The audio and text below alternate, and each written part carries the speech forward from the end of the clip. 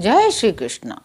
रावण और लक्ष्मण का युद्ध चल रहा है। लक्ष्मण ने 100 बाण उसकी छाती में मारे, वह पृथ्वी पर गिर पड़ा, उसे कुछ भी होश न रहा। मूर्छा टूटने पर प्रबल रावण फिर उठा। उसने शक्ति चलाई जो ब्रह्मा जी ने उसे दी थी। ब्रह्मा की दी हुई प्रचंड शक्ति लक्ष्मण जी की ठीक छाती में लगी।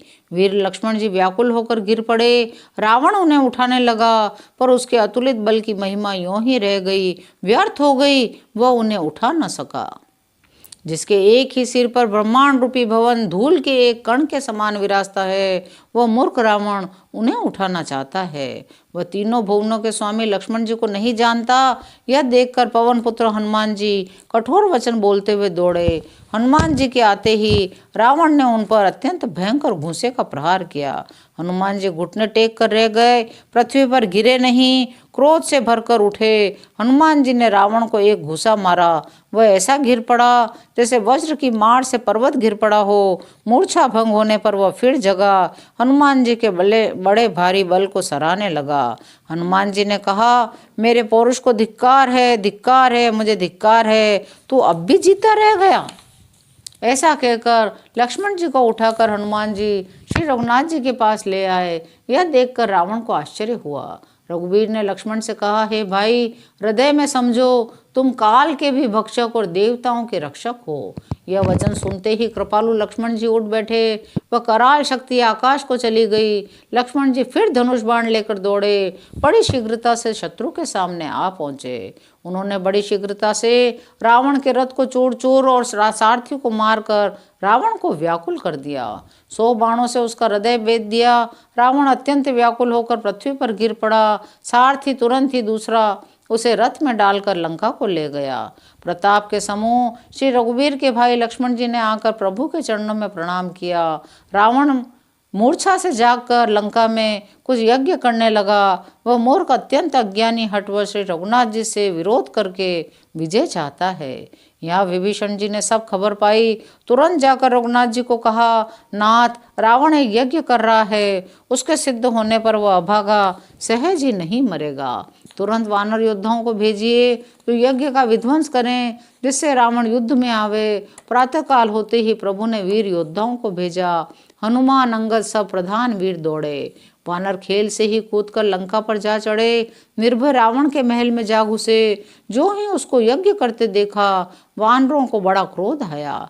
अरे और निर्लज, रणभूमि से घर भाग आया, यहाँ आकर बगुले का सा ध्यान लगाकर बैठा है। ऐसा कहकर अंगद ने लात मारी, पर उसने इनकी ओर देखा भी नहीं। उसका दुष्ट का मन स्वार्थ में अनुरक्त था। जब उसने नहीं देखा तब वानर क्रोध करके उसे दांतों से पकड़कर लातों से मारने लगे। स्त्रियों को बाल पकड़कर घर से बाहर घसीट लाए। वे अत्यंत दीन होकर पुकारने लगी।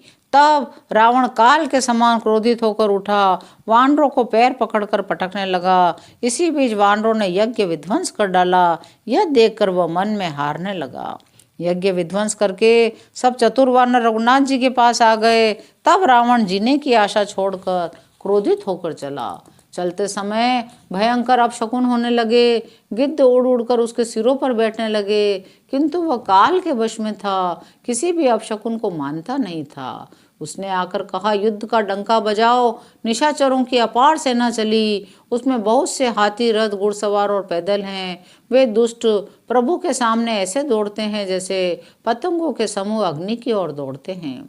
देवताओं ने स्तुति की, हे राम जी, इसने हमें दारुण दुख दिए हैं, अब आप इसे अधिक न खिलाइए। जानकी जी बहुत दुखी हो रही हैं।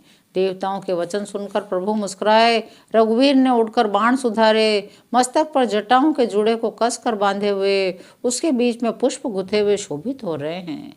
लाल नेत्र, मेघ के समान श्याम शरीर वाले, संपूर्ण लोगों के नेत्रों को आनंद देने वाले प्रभु ने कमर में फेंटा तथा तरकस कस लिया। हाथ में कठोर शार्ंग धनुष ले लिया। प्रभु ने हाथ में शार्ंग धनुष लेकर कमर में बाणों की खान सुंदर तरकस कस लिया। उनके भुजदंड पुष्ट हैं। मनोहर छाती पर ब्रह्मा जी के भृगु जी के चरण का चिन्ह शोभित है। तुलसीदास जी कहते हैं, जो ही प्रभु धनुष बाण हाथ में लेकर फिराने लगे, त्यों ही ब्रह्मांड, दिशाओं के हाथी, कच्छप, शेष जी, पृथ्वी, समुद्र और पर्वत सभी डगमगा उठे। भगवान की शोभा देखकर देवता हर्षित होकर फूलों की अपार वर्षा करने लगे। शोभा, शक्ति और गुणों के धाम, करुणा निधान प्रभु की जय हो ऐसा पुकारने लगे। इसी बीच निशाचरों की अत्यंत घनी सेना कस मसाती हुई आई। उसे देखकर वानर योद्धा इस प्रकार उनके सामने चले जैसे प्रलय काल के बादलों के समूह हो। वानरों की बहुत सी पूंछें आकाश में छाई हुई हैं। दोनों ओर के योद्धा पर्वतों का प्रहार करते हैं, मानो बार बार वज्रपात हो रहा हो। रघुनाथ जी ने क्रोध करके बाणों की झड़ी लगा दी, जिससे राक्षसों की सेना घायल हो गई। बाण लगते ही वीर चित्कार उठते हैं, चक्कर खा खा कर पृथ्वी पर गिर पड़ते हैं। डरपोकों को भय उपजाने वाली अत्यंत अपवित्र रक्त की नदी बह चली। दोनों दल उसके दोनों किनारे हैं, रथ रेत है, पहिए भंवर हैं। वह नदी बहुत भयावनी बह रही है। हाथी, पैदल, घोड़े, गधे, अनेकों सवारियां हैं, जिनकी गिनती कौन करे। नदी के जल जंतु हैं, बाण, शक्ति, तोमर, सर्प हैं, धनुष, तरंगे हैं, ढाल, बहुत से कछुए हैं। वीर पृथ्वी पर इस तरह गिर रहे हैं मानो नदी किनारे के वृक्ष ढह रहे हों। भूत, पिशाच, बेताल, बड़े बड़े झोटों वाले महान भयंकर झोटिंग, शिवगण उस नदी में स्नान करते हैं। कोएं, चील, भुजाएं लेकर उड़ते हैं, एक दूसरे से छीन कर खा जाते हैं। कोई कहते हैं, अरे मूर्खो, बहुतायत है फिर भी तुम्हारी दरिद्रता नहीं जाती। घायल योद्धा तट पर पड़े करा रहे हैं, गिद्ध आते खींच रहे हैं, मानो मछली मार नदी तट पर से चित्त लगाए हुए बंसी खेल रहे हों। बहुत से योद्धा बहे जा रहे हैं, पक्षी उन पर चढ़े चले जा रहे हैं, जैसे वे नाव में नौका क्रीड़ा खेल रहे हों। योगिनियां खपरों में भर भर कर खून जमा कर रही हैं। भूत पिशाचों की स्त्रियां आकाश में नाच रही हैं। चामुंडाएं योद्धाओं की खोपड़ियों का करताल बजा रही हैं, नाना प्रकार से गा रही हैं। गीदड़ों के समूह कट शब्द करते हुए मुर्दों को काटते खाते हुआ करते हैं।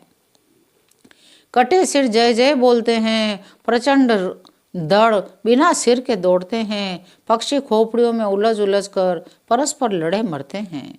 रावण ने हृदय में विचारा, राक्षसों का नाश हो गया है, मैं अकेला हूँ, वानर भालू बहुत हैं, इसलिए अब मैं अपार माया रचूं। देवताओं ने प्रभु को बिना सवारी के युद्ध करते देखा। उनके हृदय में बड़ा भारी क्षोभ हुआ। इंद्र ने तुरंत अपना रथ भेज दिया और उसका सारथी मातली हर्ष के साथ उसे ले आया। उस दिव्य, अनुपम और तेज के पुंज रथ पर कौशलपुरी के राजा श्री रामचंद्र जी हर्षित होकर चढ़े। उसमें 4 चंचल, मनोहर, अजर, अमर, मन की गति के समान शीघ्र चलने वाले देवलोक के घोड़े जुते थे। श्री रघुनाथ जी को रथ पर चढ़े देखकर वानर विशेष बल पाकर दौड़े। वानरों की मार सही नहीं जाती। तब रावण ने माया फैलाई। एक रघुवीर के ही वह माया नहीं लगी। सब वानरों ने और लक्ष्मण जी ने भी उस माया को सच मान लिया। वानरों ने राक्षसी सेना में भाई लक्ष्मण जी सहित बहुत से रामों को देखा। बहुत से राम लक्ष्मण देखकर वानर भालू मन में मिथ्या डर से बहुत ही डर गए। लक्ष्मण जी सहित वे मानो चित्र लिखे से जहाँ के तहाँ खड़े देखने लगे।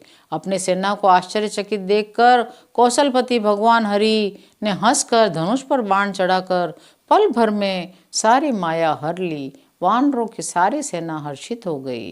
राम जी गंभीर वचन बोले, हे वीरों, तुम सब बहुत ही थक गए हो, इसलिए अब मेरा और रावण का द्वंद्व युद्ध देखो। ऐसा कहकर रघुनाथ जी ने ब्राह्मणों के चरण कमलों में सिर नवाया, रथ चलाया। तब रावण के हृदय में क्रोध छा गया। वह गरजता और ललकारता हुआ सामने दौड़ा। आज की कथा यहीं विराम लेती है। शेष अगले अंकों में। जय श्री राम।